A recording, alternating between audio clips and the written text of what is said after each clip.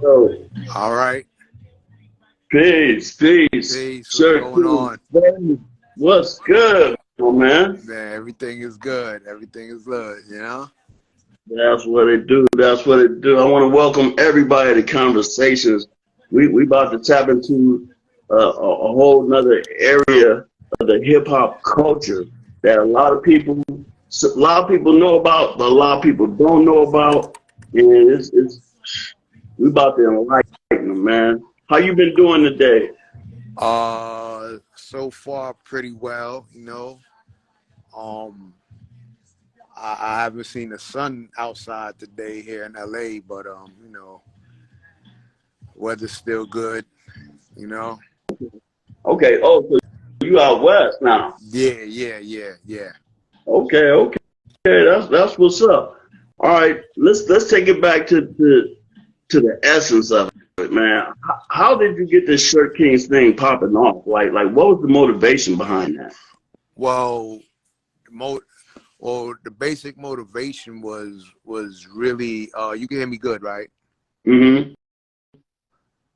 The basic motivation was growing up, in Brooklyn, growing up in the Bronx, and being exposed to a lot of information, you know, a lot of history books, a lot of, the Donald Goines books, the Cabrini Green books and things like that. And the time I was coming up, I always realized that, the ones that win are the ones that make change, you know. So as an Right. adolescent, you go through, all the basic tribes and tribulations that, a young man will go through. And then there comes a point where, you get to that crossroads in life and you like, what am I doing? You know? And then you remember all the knowledge and the information that was given to you, as a youth. So you decide to like, okay, am I gonna be this or I'm gonna be that? What role you gonna play? Right. I think there's a record that says that, right? Street life. Everybody got a part to play until you play your life away. So Right. we always got the warning signs, and we had the opportunity to grow up with music where you heard ain't no stopping us now, you heard things like that. So you heard both sides of the road, but the positive was a little bit more stronger, you know. So with me as a graffiti artist, you know, it was more of being on the wrong side of the tracks, right? Like the artifact said, you Right. know, and just tagging up and like really like destroying the city where magic markers and our artwork and and just putting in work, uh at the same time the music was going on, I remember at times where I would be like at Gun Hill layup, and a layup is where you would go to tag up and paint on the train. I would hear the music from the T Connection, as I was Yeah. too young to get in, but at that time, I'm like 13. I wasn't going there till maybe the year later on, because of my older brother. But you hear the music, you hear the routines going on as you're painting, and I always felt that the world needs to see this, to Right. see what we're doing in the city. That's what's up, man. Shout out to Dave Tolliver real quick. He said y'all did some work for Men at Large back in the day. He said he still got the jacket. Oh, okay, that's what's up. That's that. Yeah, hold on to that jacket, cause whew, might be like a Basquiat piece you holding on to there. No doubt, no doubt. So at what point did you decide you want to take it into a business? Like, you know what? We can sit down here and really make something pop. Uh, Going to the High School of Art and Design in Manhattan, it allowed you to meet friends from all over the city. You Okay. know, uh, the graffiti was heavy in that school also. So I had the chance to hang out with brothers from Staten Island, Long Island, Queens, you know. Found myself back in Brooklyn again, you know. Other parts of the Bronx, South Bronx, you know, because we had moved to the North Bronx. So, you know, the graffiti had me in the South Bronx. So I'm getting to see the whole tapestry of the whole city and what it's about, the different dress codes, you know, everything. And once again, I said, man, somebody need to see this. And eventually documentaries started, you know, people started coming to film, you know, because they got wind of it, you know. Fat Five Freddy went down to the city and kind of let people know. So people was coming uptown, you know. I mean, they was having a rough time. It wasn't like they just gonna pull out cameras on cats Right. that, you know. That's why I salute like Shabazz, like for him taking those photos. Like that was a hard task in the 70s, 80s, and 90s because everybody was on the run, right? Nobody wanted their face shown. So so he got the gift, you know. Appreciate them pictures that he has, you know. But you know, the business it came about, you know, like watching my older brother, you know, selling weed and all of that stuff, right? So you do a lot of things that kind of you can incorporate it into your life later on in life, you know. Living that kind of, I found that I had a product, which was the graph, and the graph, you know, the people from my community would be like, yo, that stuff you be doing in the building, I seen it on the train, is that you? And I was like, yeah. And they was like, yo, I seen it, but I couldn't really read it, but I know your style, you know? So then I started taking note, like, oh, wow, they know that it's a styling to this, you know? It's a you know, it's a movement to this, you know? So I started doing stuff that was readable. And cats would be like, man, yo, I read your name, you know? So that always stuck in the back of my head, you know? So when I graduated from art and design, it was like, you know, I tried to go to college for a couple of years, and I was home from college, and my boy Sound 7, who I taught how to do graffiti, he was like a younger dude. He was like, yo, I need to return the favor. I want to show you how to airbrush. And I was like, yo, I'm out the game because, you know, y'all are younger and wilder. Like, the game is changing. You know, it always does that, you know. And I turned around and, you know, my mom's, she was like, go to his crib and see what he really wants. I went there, he put an airbrush in my hand, started airbrushing. First customer, Ma Dukes, of course, you know. She bought a t-shirt from me, took it to her job. Everybody at her job wanted shirts, so I just started painting. Eventually, started going out to Harlem and standing on the corner with my shirts, bringing my little team. They was like 10 and 11 years old. I bring them with me. We go out to Harlem, sell all the shirts, come back.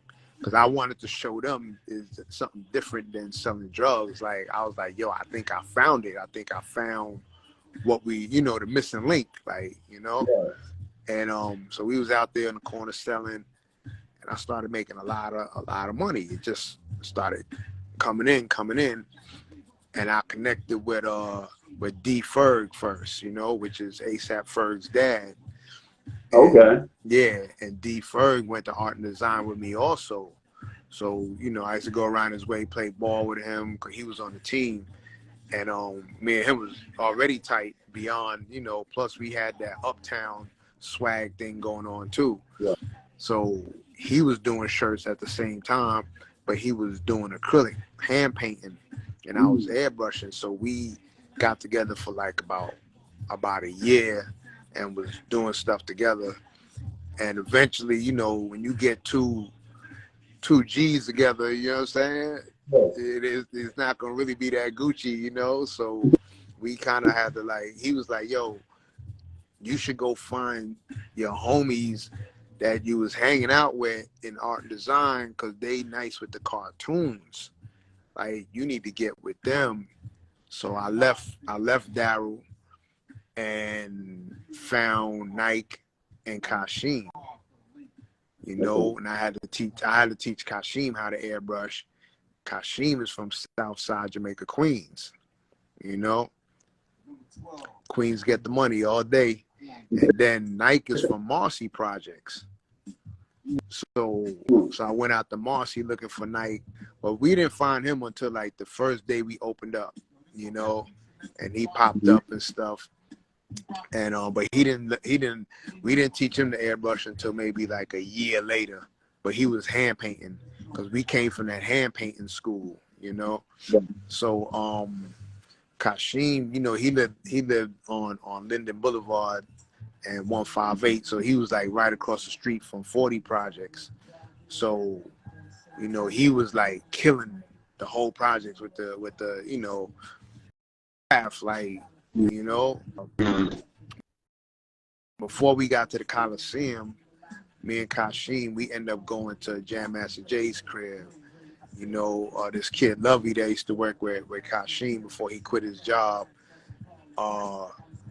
You know, Lovey was like Run's right hand, but he used to really be with Jay a lot, with Jam Master Jay. And Lovey and Kashim did Jam Master Jay's basement. They converted it, you know, into a studio.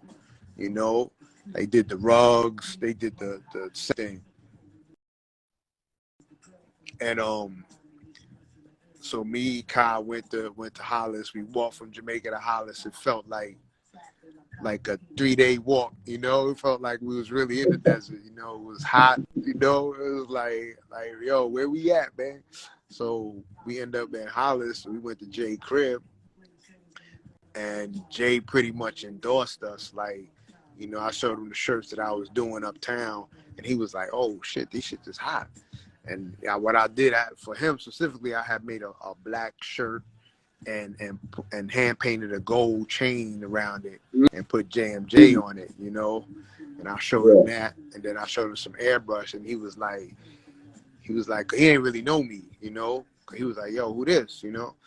And, you know, how Jay is, he's you know, protective, like, yo, like, who this cat you bringing to my house, you know? So then so Jay was like, yo, he was like, yo, Kai, you down with this? And Kai was like, yeah. You know, I hadn't taught him how to airbrush yet, but he was like, yeah, I'm down with it. He said, yo, you get down with this, yo, for sure. I'll give you some bread. He was like, yo, go to the Ave. You know, he was like, go to the Ave. And this was like 85, and the Ave meant everything. Like, you know, me and D and my Adidas standing on 25th, but he talking about Jamaica Ave. Like, I'm seeing him on TV, you know. I'm seeing him on MTV, and here he is telling me go to the Ave, telling me and Kai to go to the Ave. So, you know, that was kind of like mind blowing, bro. That was mind blowing that he gifted us with that idea to become businessmen. Yeah. And then it seemed like it just took off, like 85, 86. Like everybody had to have a Shirt King joint. Well, you remember that was the beginning of the golden years of hip hop. 85, everybody was out there. Yeah, they was out there for the Roy Wilkins Park. Eric B. and Rakim just came out, you know. So you would hear that whistle, you know. And when you heard that, like, it stopped. Everything stopped, you know. Like, and so it was like that whistle was ushering in a new way of thinking, you know, a new type of person. Because before that, all we knew, you know, if you was in the streets, all you knew was robbing, stealing, whatever, you know. But this was like a symbol of, you know, then you heard, you know, my 98 ways, you know, like you start hearing my, you know, I'm like, wait a minute, cats in Long Island too? Oh shit, you know, it just was like, you know, EPMD, like 85 going into 86, and then KRS-One, and then it was like, and we was birthed, you know, June 6, 1986, like right along, you know, it was definitely a God moment, you know.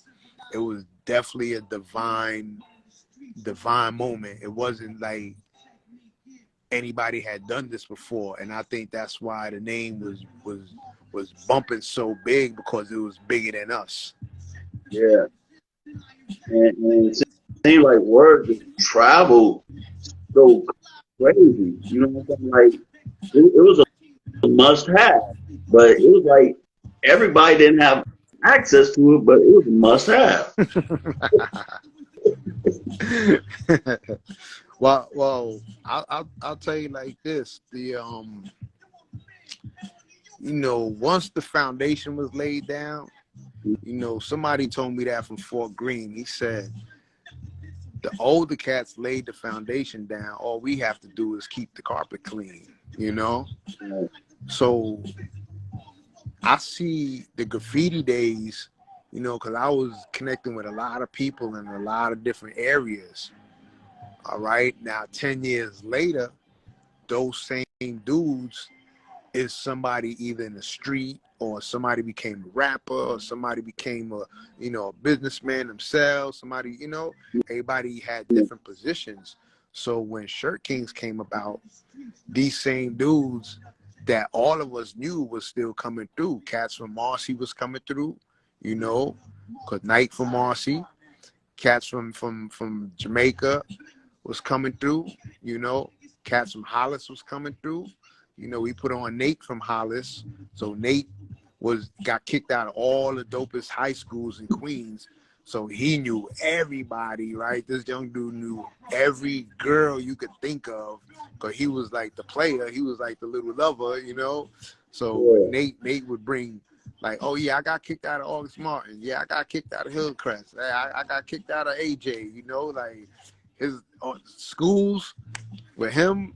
So now he was bringing all his people, you know. Chase from Marcy used to be with us. Eventually Jazzo, you know, and Jay, they used to come through. It was just, you know, cats I knew from, because I'm from East New York, so cats I knew from the East, you know, they somebody. So they coming from Cyprus, they coming from, you know, just different parts, Georgia Avenue crew, like. And one thing about Shirt Kings, it was always a peaceful interaction. It was neutral ground, because you seen cats that was coming from Bed-Stuy, but then they're like, oh nah, Phade, we not gonna do nothing. We not gonna, you know, we not gonna get it in like that, you know. And that was the respect, because we were doing something other than what they were doing. We was doing something positive. You know, we was teaching the babies, you know what I'm saying? We, you know, we was showing the children that you can have a business. Everybody ain't got to sell. Right. Showing something different, a different outlet. Use your talent. Focus on your talent. Man. Who would you say was like the biggest customer that just shocked you coming in for your product? Like that you thought probably never would even rock if you came in and said, I need one.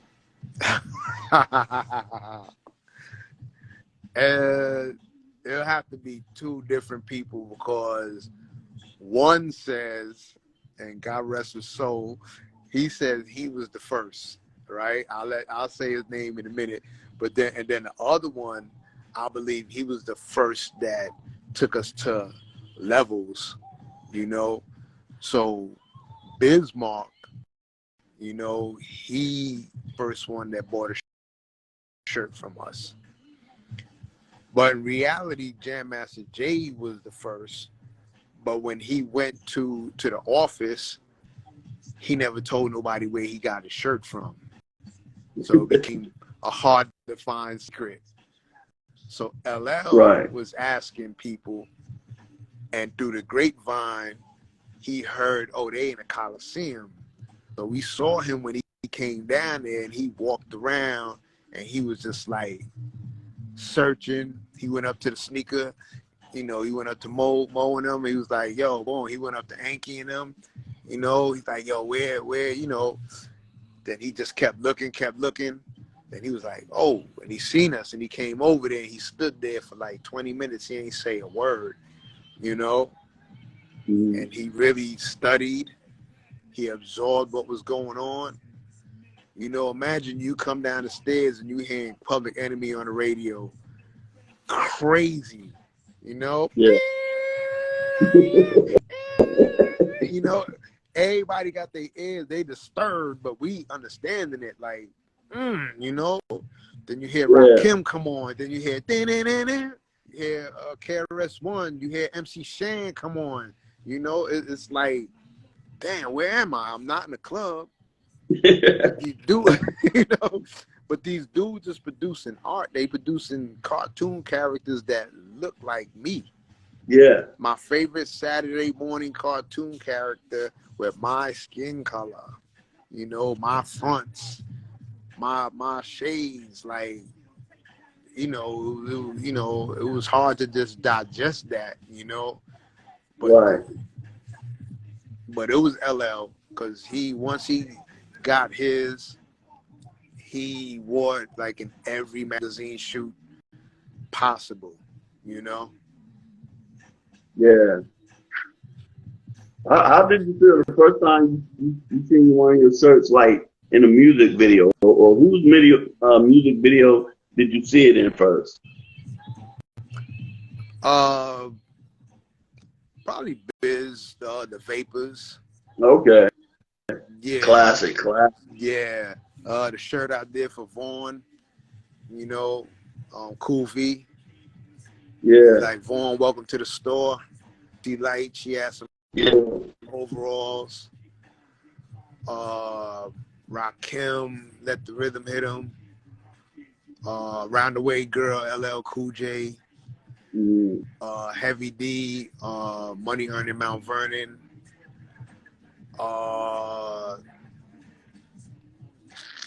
You know, pretty much everybody who was who during the golden era, they wore Shirt Kings. Did you realize the impact that you was even having, you know, like on the world at any particular point in time? Oh no, not at that moment. You know, my personal goal was to serve my people. You know, Right. and I mean, maybe I was ignorant. I didn't think there was like black people everywhere, you know. But I knew that where there were, they didn't think like New Yorkers, you know. Right. And that's why we had like that New York pride, because we were doing so much that would touch the world, you know. If you follow suit behind the rap game, you know, once I seen Melly Mel, like I think it was probably like 83, with Beat Street, and he's talking about, you know, Ramo, who's not a real character, you know, but here are guys who really lived that graffiti life, you know, who kicked the third rail and felt the electric bolts, you know, and stuff like that. And when he said movies, museums, and a Hall of Fame, that was a calling. Yeah. Who gonna answer that call? So once this thing was figured out, and you know, like Voltron, we formed the Shirt Kings. We were comfortable in just doing it for the community, because we knew, because the rappers were going into the world, you know, that our art was going to the world also at the same time, you know. So I don't think we even had to have a conscience of it. We knew where it could go to, but we focused on the immediate, you know, and the Busta Rhymes, young Busta Rhymes coming there, you know, Rashad Smith, producer, coming there, you know. We focused on superstars who are coming to see us. So we became the nucleus, you know. We became the plug. Wow, that's amazing. Now, at any particular point in time, did you get any backlash from like companies, Warner Brothers, or anybody, or you know what I'm saying? Like people felt like you was copyright infringement or anything like that? Was there any backlash? Well, it was kind of a reversal. What we end up, you know, we understood things. We understood law that if you change a character a percent, you know, Mm, you can get over. But we weren't mass producing these things. If we were mass producing them, you know, so these were just like somebody coming to buy a piece of art for themselves, but it was wearable art, right, you know. So we were void of any, you know, type of persecution. And but what ended up happening was that the companies took notice of what we were doing and basically stole our ideas. You know, you started seeing the bugs with the baggy pants, you know, Tasmanian Devil with the baggy pants, you know, and then, you know, they would hire other street artists to mimic our stuff, and then that's where you would have uh, uh, brands that came up later on, but they were based off of Shirt King ideas. So, if anything, we gave a gift, and I say a gift because we weren't paid or compensated for our designs, you right. know. Because most of your stuff was pretty much just one of one. It was what it was. Yeah, they were one on ones. Everything was one Yeah, on ones, which means today the value, if anybody has any pieces, the value is, it could be, you know, to it the could be roof. anything. Exactly.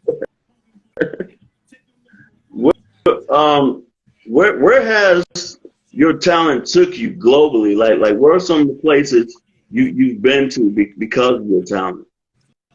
Well, definitely every state, you know, because the talent enabled me to travel, you know, around where I came, and that, you know, I built great relationships with that group, and they took me everywhere, you know. Hmm. But personally, you know, I've been to like Belize, Honduras, Japan. Um, you know, I haven't touched Europe yet, so I feel this is a new wave, like a new beginning, a new, you know, refreshing, you know, of Right, of going global, because the art that went overseas and that has already went global, they were just cards. So now when mm, we step into the town, people know, they know who the Shirt Kings are. You know, they know a smidget about the history, but now they say, oh, I could put the face to the product now. right, So yeah. yeah, so I went to Japan several times already, and it's like man, like Cats was like, yo, I've been following you for years. I never thought I would meet you. You know what I mean? Yeah, Like, yeah, yeah, man, this is a good thing for sure. that's beautiful. Now I know earlier today you sent me a picture. Tell me about your relationship with Dapper Dan. Well, you know, as all good business people do, we branch out. So Kashim and Jeff Starr is from Rockaway Boulevard, you know. They went out to Virginia first. Then from Okay. Virginia, they went to Atlanta. All right. Uh, you know, Icon from Shirt Kings, he's in Atlanta. Uh, so me, I went out to Miami first, then to Baltimore. But prior to that, uh, I was in Harlem. Yeah. at the Mart 125, across the street from the Apollo Theater. And, you know, I was in the Mart for like a year. And I always, like, I knew that, but I didn't know him like that. And one Okay. day he came up to the shop, and I was there painting, and he came. It was like, yo, I want to talk to you. So I thought he was going like do the Harlem muscle on me, like, yo, you got to pack up and leave. Or I thought it was one of those kind of talks. So I was like, Yeah. what's this about? And he was like, you know, I'm hearing, you know, all the good things that you guys are doing. So he's like, yo, how much rent you pay here? So I told him. He said, yo, you ever seen my store? I was like, nah, I heard about you. I know who you are, you know, like, you know, I seen you in passing. He was like, why don't you move down here with me? Because you and I have the same customers. Everybody who comes to me, they talking about the 3 guys from Queens. And now you up here. He said, yo, we need to join forces. I was honored. So I walked down there with him. I saw the spot. The minute I got there, it was like cars lined up. Bam, bam, bam, bam, bam. But these dudes was looking like they was from Brooklyn or whatever. But I was like, yo, where you from? Oh, we from Chicago. Oh, we from Detroit. I was like, you know what? I'm packing up. Coming with you, Dad. Yeah. So I've been with Dap ever since. He began to mentor me. He let me set up in there. So now they be waiting for their suits. They turn around, they get, you know, some airbrush work done, you know, and that relationship with Dap allowed me to, you know, bring Biz up there, bring Kwame up there, you know, because, you know, you don't know what could happen at a Dapper Dan spot unless you have to go there with somebody connected, you know. So a lot of the rappers that I knew, they was like, yo, I heard you over there with Dap. I was like, oh, snap. It was like, yo, I need something done. I was like, yo, meet me, blah, blah, blah. You know, or we'll go together, you know. LL will come pick me up and boom, you know, we go out there. So it became safe because Shirt Kings was there. Right. I got it. Yeah. And eventually I was there when Sotomayor, when she came with she was a lawyer at the time, and or she was a DA at the time. No, I think she was a lawyer, and she came and she served the papers, and then a week later the whole spot got raided. They took my equipment, they took all Dap's equipment, they took like 200 furs. I didn't even know he had furs. I knew he was a furrier, but I didn't know they was downstairs in a cold safe, you know, like, I mean, they took everything, man. But that put us on the road. And that's how I got to Baltimore and, you know, going to these different states with Dapper Dan, and then we go west and hit Chicago, you know, Detroit, hit all those cities over there, St. Louis, boom, and then we go down. We try to make it to Miami, but we never made it. We only would go as far as Atlanta, because once we get to Atlanta, they buy whatever's left in the truck. They buy everything. Yeah. They buying it out. They buying it out. But even though it seemed like it was a bad situation for us because we didn't have the store anymore, and now we kind of like fashion outlaws, you know. Yeah. Like, but it made me park in Baltimore, and in Baltimore, you know, I was able to run into some peoples that knew some other peoples that I knew, and eventually I let them know that Clark Kent was the head A&R at Atlantic Records and was looking for them, and they end up going up there and meeting Dame Dash, and the Rock was formed, you know. Okay. Yeah, so if we wasn't pushed out of Dapper Dan's store, I wouldn't have ran into Jay out there, you know, Right. and let him know that Clark, who's our man, you know, is running things at Atlantic Records. You know, my thing was I just wanted to find this fee. I went up to Clark. I was like, yeah, I heard Jay came through. You know, he was Yeah. like, man, thank you, thank you, thank you. And I was like, yeah. I said, where my little finder's fee at?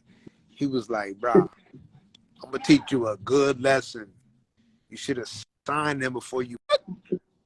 I'm like, bro, just give me my little, you know, $3,000, man, and I'm good. You know, he was like, Yeah. I ain't got no proof. How am I gonna tell Sylvia Roan that you brought Jay up here? I need proof.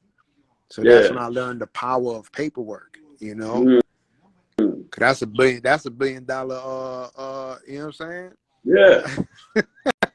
That's a $1 billion lesson right there. Yeah. Like that's a hell of a lesson. It came at a hell of a price. That's a hell of a lesson, bro. I don't wish that not even on an enemy. You know what I'm saying? Like that's a crazy lesson right there. Man. So what do we have to look forward to you in the fashion world, man? Like what's really going on with you right now, man? What we got going on? Me, I personally have moved into the mentorship space. You know, doing Yeah. my boy said, give me 3%, just 3% of that Billy. It's a funny dude. Yeah. I personally have moved into the mentorship space where, you know, I'm working with younger brands, you know, Mm. and just being like what do you call it? Like kind of like how that was with me, you know, Just that whole just mentor world. yeah, like a mentorship type vibe. You know, I mean, these guys know what they're doing, but it's just more of the presence. Right. Like I went with one brand to Japan, and because I was in the meeting, he was able to get his money. Like they wasn't playing him, you Oh, know. got it. They wanted to play him, and then it was like, why is Phade here? You know. So it made them say like, oh, this kid is connected, you know, Yeah. to you know, not in the gangster way or nothing like that, you know, but just the But they presence. told you about his business, like, okay, he kind of plugged in a little bit. Yeah, the endorsement. Yeah. You know, if it's like I'm Michael Jordan, I'm going for my first meeting and Dr. J pop up, like, you know, they're like, Yeah. what Dr. J doing here? You know, Yeah. like Yeah. kind of like that, you know, or like Tyson and Ali pop up, you know, at the meeting. Yeah. Hey, what Ali up here for? You know, yeah, you know, But you know endorsement. that's a lot of business. How a lot of business gets handled and works better. You know, Got you. your networking. What they say, your network is your net worth. Wow. Yeah, so you know, I like that, but um, I'm looking to organize like all the brothers together under one banner Mm-hmm. and start to do things because the 50th year of hip hop, you Yeah. know, I think we should be included in everything, you know, and I see that happening, you know, being on somebody's tour or being on a tour and just, you know, teaching, you know, doing workshops, you know, all over the Yeah. world, you Yeah. know. Yeah. Because it's a lot of aspiring artists who really needs the knowledge from not only an artistic, creative standpoint, but also from a business Mm, perspective. And mm, you mm. can provide that. Definitely. Like we're part of the fabric of the community that we've built, you Yeah. know, and the roots are deep. It's not like we came out of nowhere or had to rely on anybody else's knowledge or whatever. You know, it was innate. You know, it was something that was inside, and we were allowed the chance to let that spark, you know, ignite something that never has been done. Yeah. And you know, like for a rapper, there was people that rapped before them. You know, for Melly Mel, you had the Gil Scott Herons and the Last Poets, and you know, Right. For me, I had my elders in the graffiti scene. But as far as taking that and transforming it into clothes and being one of the first uniforms for hip hop, there was no precedent for that. At all. Yeah. Not at all. Because there's no way in hell you can talk about the history in hip hop and not even mention church realistically. Wow, thank you. You know what I'm saying? Because like we had a sound, but you added it to the look. You know what I'm saying? And it was at the right time because you think about it. We was really transforming from more audio to the video. You know, so they're doing the videos and stuff like that. So now you're not only hearing the vibe, you seeing the style, you seeing the flag, you seeing like, oh shit, that's what that's New York. That's true. True. You know, and like you said, it's unprecedented because it just doesn't happen just because you play a major part, I'm saying, the whole fabric of it. I mean, you know, New York, you know, we have the World Trade, you know, we have the Federal Reserve, we have Wall Street, we have United Nations, and now we have hip hop. Yeah. And hip hop is, if you're an ambassador, it's going to be recognized as that. You know, it's going to be recognized as an import-export type of, you know, commodity. Yeah. You know, You know, it's something that we imported. We didn't get paid for the importation, but it's imported throughout the whole world. Yeah. You know, via the airways, not by a boat. It's like hip hop started coming along, and that's what it was. That was the thing to be. And the beautiful part of it is when it got to the point you can be hip hop where you're at. Because you know, at first it was just you had people in different states who never seen New York, but trying to be New York. Yeah. But as time kind of went on, people say, no, I can be myself and still be hip hop and represent where you from. It's the melting pot. Yes. Yes. It created a lifeline, you know, created a lifeline, a lifeline. It created a way out. Yeah. A way out, man. You know. And when you're a creative and you see other creatives, man, it's just a beautiful thing because now you're motivated, you're inspired, and it's like, okay, I see what they're doing, and I can do this my own way. Exactly. Yeah, like my man Steve Love said, hip hop has saved a lot of people's lives. I know we tend to get caught up in the negative aspect because a lot has happened on the negative side. But if we just start to shine more light on the positive, like it's creating corporations, it's saved people, it's fed people, it's inspired people. And it's more good than bad that it came out of hip hop. I don't give a damn what they say. Oh yeah, for sure. For sure.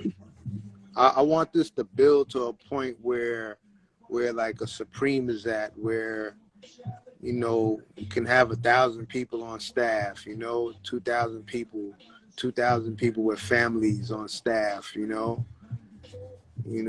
That's the direction, and I feel strongly I'm gonna see that, you know. I'm gonna see that. Now, You know, for a young, inspiring artist about to graduate high school, you know, they into graphics and fashion, what advice would Phade give them?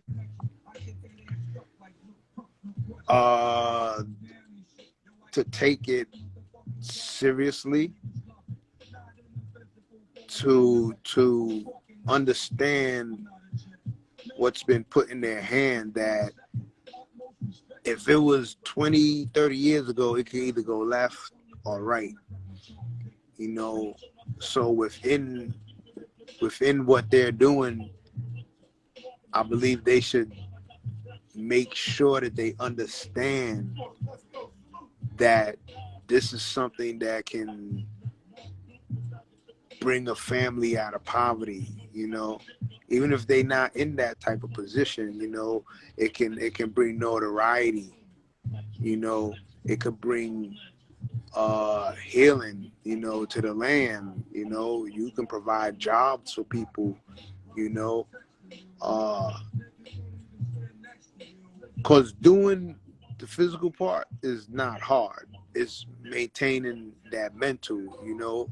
Because there's times where you know, I might slip back into a street type of mentality and all of that. I had to work that out of my system. Right. You know, when you have 15 years of being in the street and stuff and dealing with street people and everything, you know, and then you're a businessman all of a sudden. So a young kid today, okay, you're not going through that. So you should sharpen your mind and say, hey, I'm going to go further than Phade, you know, because I had to deal with a lot of BS for 15, 20 years. You know, I didn't start airbrushing until I was probably like 18, 19. That's when I started. You know, Open Up Shirt Kings was probably like 21, 22 in that area, you know. So I feel 10 years prior, it was building blocks, but it was still like a waste in a way. You know, if I could have had the chance to start at 13, 14, whew, whew, you know, the way we was thinking, you know. But I'm like, oh, I'm gonna sell some weed, you know. That's when it was illegal. So it's like, you know, I never graduated to selling no powder, no crack. And that's because, like I said before, because of the upbringing, the books that I read, I never wanted to be a part of destruction of anybody that looks like me. You know, I said I can't do that part. You know, when you see people walking around like zombies, I couldn't be that person. But I also knew I couldn't help them because the drug took people real far away. You couldn't just be like, oh, you come to my crib and, you know, I'm gonna make you breakfast and everything is cool. You go to sleep, your TV going, everything going, you know. It was that type of atmosphere that the Shirt Kings, and that was the backdrop the Shirt Kings was birthed out of. Right. You know, the seriousness of it. And that's why it was so successful, you know. Because when I got the Queens, I told my team, I was like, yo, we not taking no money from no drug dealers, number one, right? Supreme team, they used to come through, you know. Everybody piece of the action. Montana, they used to come through. Yo, we got stores on Merrick, 215th Merrick. Come over there, pick one out. It's yours. I was like, nah, we good. You know? Yeah. We good. And that's because the training in the Bronx had already showed me what the future could be, and it didn't look good. You know? I would go around my way and I would see vials that looked like it was sand on the beach. Yeah. Just thousands and thousands and thousands of vials everywhere. And you know, so that's why I knew I had to leave the BX and go out to Queens, you know. Yeah. I had to. But then it started happening there. But I caught it at a point where I can make a difference here. I can make a difference. You know, we was that difference. We was that solace, you know. We was that peace. Everybody came down there and it was like a neutral ground, you know. Woman was respected. You know, we moved with the old morals, you know. Right. Everybody was respected, you know. People, you know, I can't really explain it. You know, you see the results today of what was sparked back then. Right. Yeah, it was just a whole different standard. That's beautiful, man. Man, Phade, like real, I feel like I'm talking to royalty. Likewise, bro. And I'm just trying to, you know, do my part, add my contribution to the whole hip hop culture by getting these real hip hop stories, you know, that can uplift and inspire. You know, do the gossip, don't need the clickbait, none of the drama. Plus, you know, we grown men and we look foolish, two grown men sitting up and gossip. Not at this point, like, right? You know what I'm saying? You know what I'm saying? But man, I want to thank you so much, man, for sharing your story, and it's going to touch somebody. It's going to inspire from like Kang used to say, from 8 to 80, dumb, cripple, and crazy. Yeah. Somebody going to get something from it. Yeah. I'm saying, but your name in itself, Al Make a Life, you know, that's you know, that's in itself powerful. You know what I mean? Yes, sir. That's why I said, yeah, I gotta go on there. Man. You know? Yeah. I mean, life is in your name. You know what I'm saying? Like, you know, living. You know. You know, I'm just looking to build, and man, when you get a chance, you stop in Ohio, because I'm in Canton, Ohio, Pro Football Hall of Fame city. Ooh. Check a brother out, man. Oh, I will be there. I got some peoples that move close over there. Okay, yeah. You in anywhere in the vicinity, hit me up, man. We'll link up. Shoot, Don Shula just opened up his restaurant down there at the Pro Football Hall of Fame. It's beautiful. Okay. Yeah. It ain't just the Pro Football Hall of Fame no more, man. They call it the Hall of Fame Village. Okay. Wow. Yeah, yo, I will be coming through, man. I will. Yeah. I will. Man, this is an honor. Man, I'm honored. But thank you so much for your time, man. And we're gonna stay linked up, my brother. Oh, for sure. All right. Good evening.